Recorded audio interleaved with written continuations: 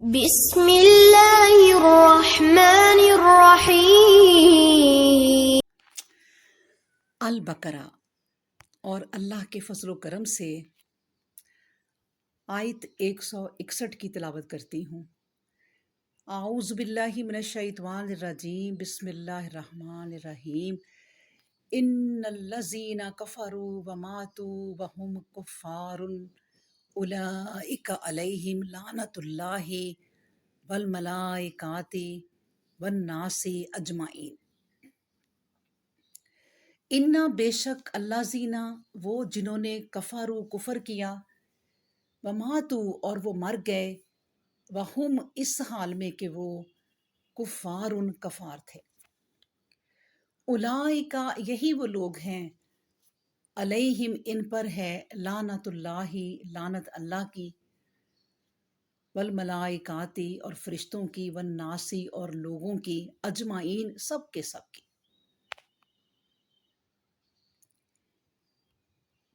تو اس آیت میں فرمایا جا رہا ہے کہ یقیناً جو کفار اپنے کفر میں ہی مر جائیں، ان پر اللہ تعالیٰ کی، فرشتوں کی اور تمام لوگوں کی لعنت ہے۔ دیکھیں، کفر پر قائم رہنے کا مطلب واضح ہے کہ وہ کفر پر قائم رہتے ہوئے مر گئے اور اس دارالعمل سے انتقال کر کے وہ دارالجزا کی طرف منتقل ہو گئے۔ جب تک کوئی شخص زندہ ہے، وہ کتنا ہی گناہ گار ہو، اس پر لعنت کرنا جائز نہیں، سوائے اس کے کسی کو متعین کر کے کہا جائے، جیسے یہ کہا کہ جھوٹے پر لعنت، یا یہ کہنا کہ چور پر لعنت، اور مومن کے لیے لعنت تو اس کے قتل کرنے کے مترادف ہے۔ یعنی اتنا گناہ اور ظلم ہے جتنا کسی کو ناحق قتل کرنا، بلکہ زندگی میں تو کافر متعین تک کو بھی لعنت کی اجازت نہیں۔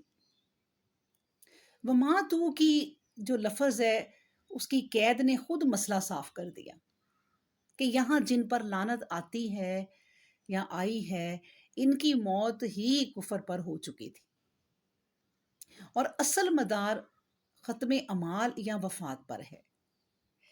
اس سے ان لوگوں کو عبرت حاصل کرنا چاہیے جو اپنے کسی بھائی کو لغزش میں مبتلا دیکھ کر جھٹ اس پر لعنت بھیجنے لگتے ہیں، اور خصوصاً یہ عورتوں کی عادت تو راسخ ہو ہی چکی ہے۔ لعنت کیا ہے؟ اللہ کی رحمت سے دوری کا نام۔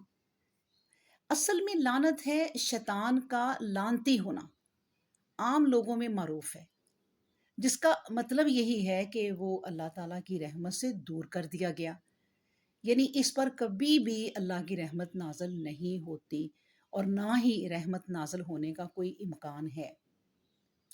اس طرح جو لوگ ہمیشہ دوزخ میں رہنے کے مستحق ہو گئے، گویا وہ اللہ کی رحمت سے ہمیشہ ہمیشہ دور کر دیے گئے، اور دوسرے لفظوں میں وہ اللہ کی لعنت کے مستحق ہو گئے، اور جو شخص اللہ کی لعنت کا مستحق ہوا، اس پر گویا فرشتوں اور انسانوں سب کی لعنت ہو گئی۔